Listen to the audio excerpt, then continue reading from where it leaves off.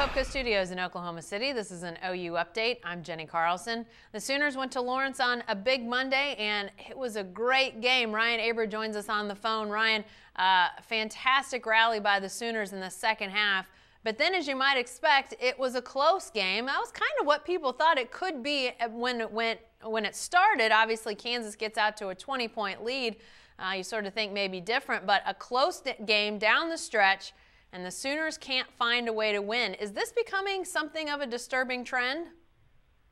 Yeah, it is a little bit, and because when you look at the season to this point, OU has won all of their wins have come by double figures at least, but they've dropped several close games. They've dropped a 2-point decision at Creighton, a 2-point decision against Washington on a neutral floor, and then the 7-point loss at Kansas. So they've got to figure out a way to pull out these tight wins because as tough as the Big 12 is, they're going to need every win they can get.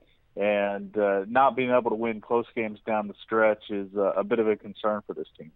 You know, as you think about close games, Ryan, that game on Monday night in Lawrence, Kansas, which had really struggled offensively at the end of the game, all of a sudden they find something on the offensive end. Was that a defensive breakdown by the Sooners, and is that the common denominator in those close losses, a defense that doesn't quite get the job done at the end? Yeah, they had some problems boxing people out and keeping them off the offensive boards. Kansas just was able to really get some key plays on the offensive end that kept them alive. And then on the other end, Oklahoma missed their last 6 shots of the game, all in the last 4 minutes. A lot of those were three-pointers, and some of them over the last minute were desperation three-pointers, but still not getting good looks at the bucket in the last few minutes is certainly a concern because you've got to get those big shots, and they'd hit them to that point in the second half, but it just went away over the last few minutes of the game.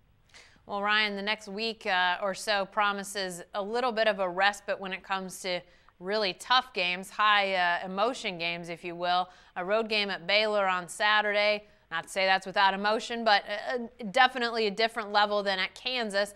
And then Texas Tech comes to town a week from this Wednesday, a team that has yet to score a Big 12 victory.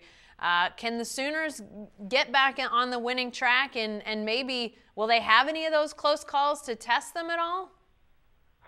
Yeah, I believe they're going to have some close games over the next few. Now, Baylor next Wednesday, Texas Tech next Wednesday, that game's not going to be close, I don't believe.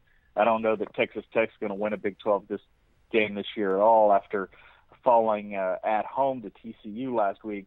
But certainly over the next couple, Baylor on the road has a potential to be a tight game.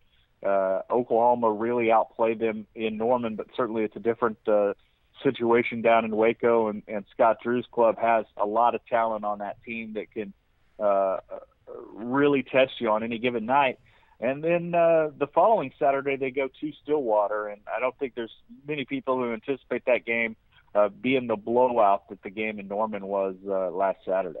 Definitely a lot of interesting games to come. We'll be following them, and you can stay with the best coverage team anywhere at newsok.com and every day in the Oklahoman.